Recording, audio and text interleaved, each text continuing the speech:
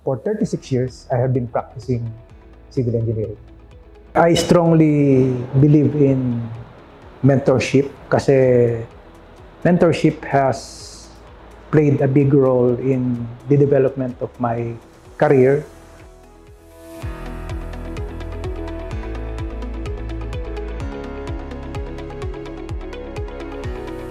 Good day, fellow Mapuans! Nandito naman tayo for another episode of the 100 Mapuan Stories. This time in Tagaytay City. And we have here with me, no less than Engineer Arnel Taruk. Arnel B. Taruk, BS Civil Engineering, Batch 82, Class 87, BS Environmental and Sanitary Engineering, Class 89.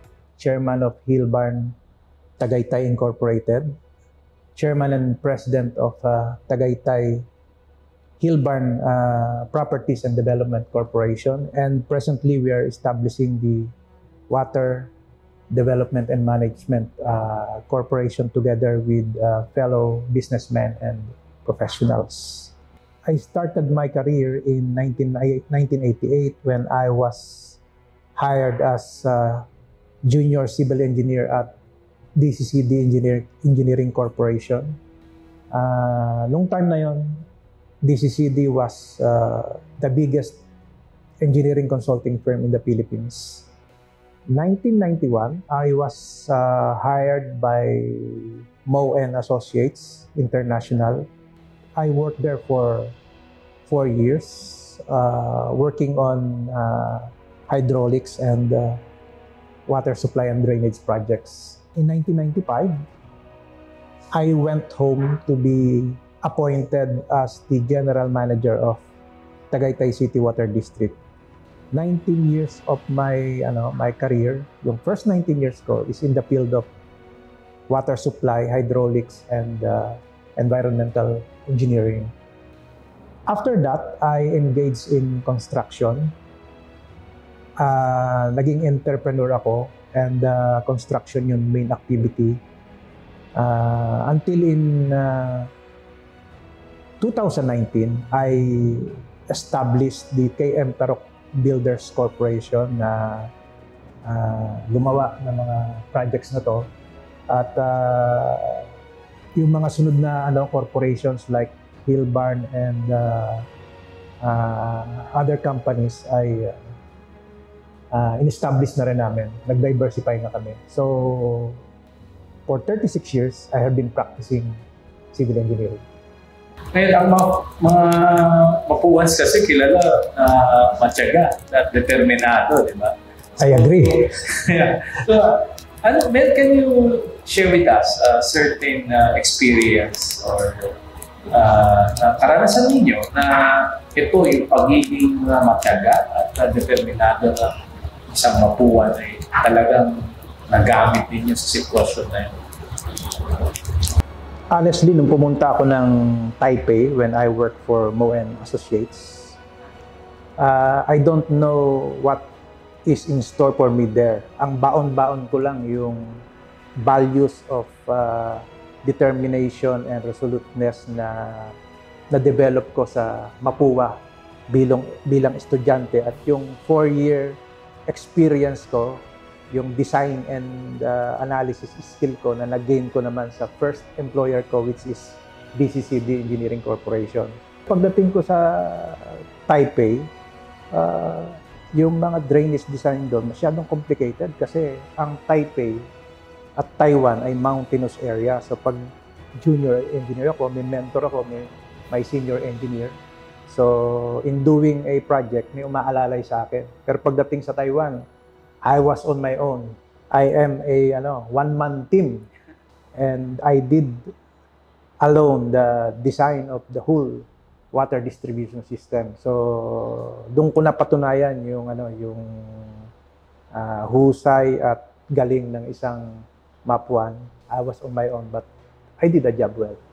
Pero bakit mo kayo pinili yung water resources? Anong tingin nyo yung papel nito? Ano yung may tutulong ito lalo na sa isang bansa tulad ng Pilipinas? Paano ba makakagaw po ito? Meron bang connection sa sustainability, mga ganyang aspect of Actually, nung nag-aaral ako sa Mapua, favorite subject ko talaga ang hydraulics. So, pag hydraulics, ganado talaga ako. Parang yung effort ko pag hydraulics, iba. Nag-enjoy akong isolve yung mga hydraulics problem, fluid mechanics pa lang di ba? Na-assign ako sa Angat Water Supply Optimization Project, which is minodel namin yun, 1989 MW sa existing system. Yun yung biggest water system in Asia kasi noon hindi pa nahahati yung water system. Hindi nagkasya sa mainframe yung model Natin namin yung dalawang models, yung computer models yung ginawa namin. So, sabi ko, kaka-enjoy pala tong trabaho na to. Exciting, challenging. So, yun ang reason, nag-pursue ako ng second degree para ma-enhance yung knowledge ko. So yun yung rason kaya ako napapunta doon. So that's my story. Kaya ako naging specialist in water resources and hydraulic engineering. So yan, fellow Mapuans, especially to our students, there are maraming specialization civil engineering. You have at least 5 specializations there, magit mo kanina. And yun nga, karaniwan kasi, sikat yan, construction, structural. Pero tandaan nyo, meron siya tinatawag na water resource engineering, katulad ngayon yung specialty ni Sir Arnel. And there's also transportation engineering. And itong mga fields na to, kukunti lang po talaga nag-specialize sa field na yan. Kaya maganda if you may consider later on when you think of your specialization. Paboritong lugar sa loob ng Mapua campus na tingin nyo, nagkaroon ng malaking impact sa inyo bilang isang civil engineer, bilang isang professional? Well, unang-una, I would like to say that engineering education at Mapua is really stringent and rigorous. Grabe ang training sa atin dyan. Sa boarding house mo, nag-aral ka na. Pagdating sa school, yung mga kaibigan, batchmates, wala, ang gagawin nyo doon, nagyayabang ng konti. Alam bang i-derive itong formula na to? Alam bang i-derive yung formula doon? Doon nag-derive. Papatong lang doon sa mahabang, parang may long table noon parang nakatayo lang kami doon. Oo, mag-compute.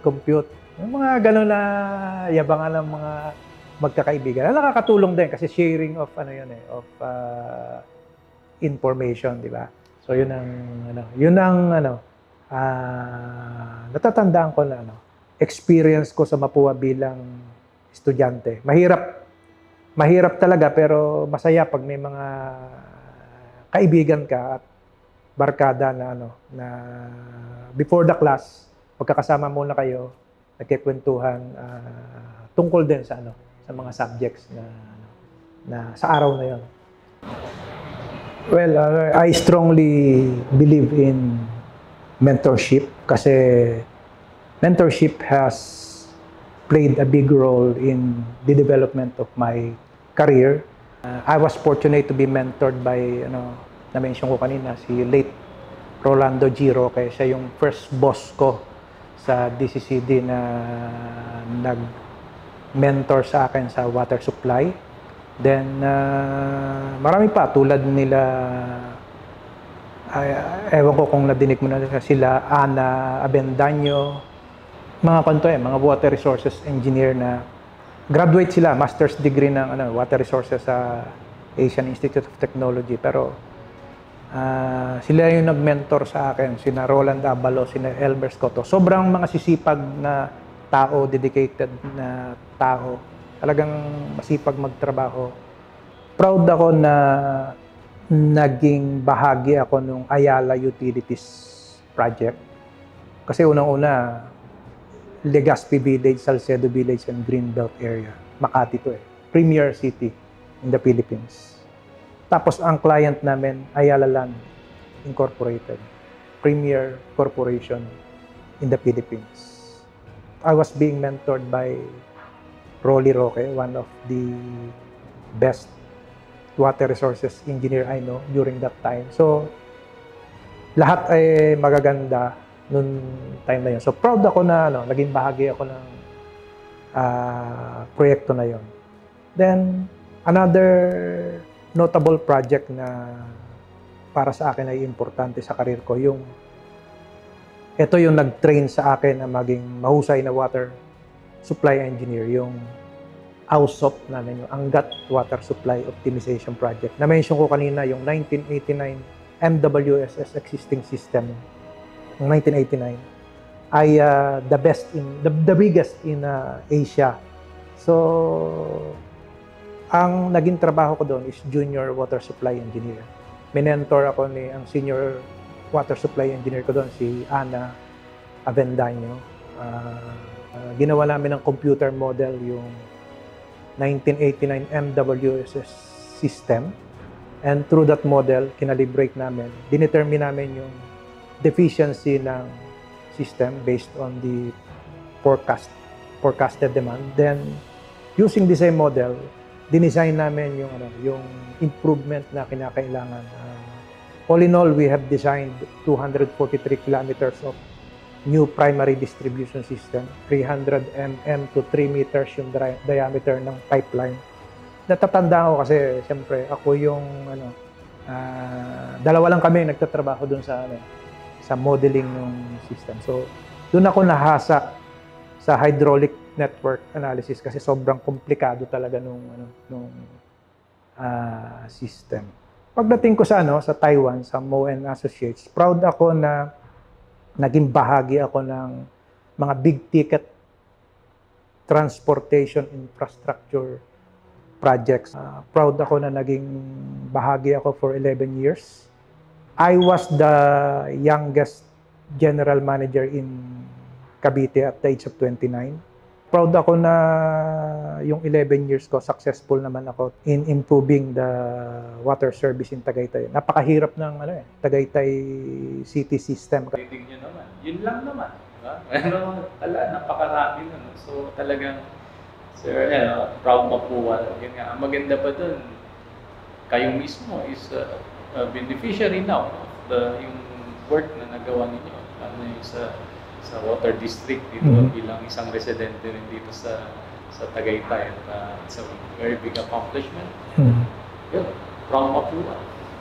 Well, una, as a Mapuan student, estudyante tayo, so wala naman tayong pwedeng sabihin diyan kundi study. Then, ang second advice ko, pag after graduation, piliin nyo yung career na medyo, kung ano yung forte nyo. Kasi civil engineering is a very broad field, di ba? Piliin nyo yung favorite field nyo at saka yung forte nyo. Katulad ako, hydraulics ang favorite subject ko dati. So, nag-enjoy ako sa trabaho na hydraulics and water supply. So, pag-practice ka, hubugin mo yung skill mo for the next 10 years. Practice mo yung field na gusto mo. Then in early 30s mo, kung talagang agresibo ka, be an entrepreneur. Yun ang advice ko sa mga engineers na katulad ko. Arnel Taruk ay an engineer turned businessman. So, yung engineering practice, yun yung naghubog sa'yo para makarating ka kung nasaan ka ngayon. So, as a businessman, malaking part yung pagiging engineer. So, kinakailangan nyo kasi yung mga critical thinking, problem solving. Sa engineering mo natutunan yan na i-apply mo sa business ngayon. So, ako naman, pinili ko na maging businessman kasi it is not only financially rewarding, but ang dami mong matutulungan sa community, sa employment. So, Sir Arnel Taruk, an accomplished civil engineer turned Businessman. businessman. So when I started at MIT, I graduated gold medalist and cum laude. Yeah, because of hard work. Studied very hard. No? I got high marks. Alam mo kung bakit ako nag-aral mabuti? Kasi walang pambabayad yung nanay ko ng matrikula.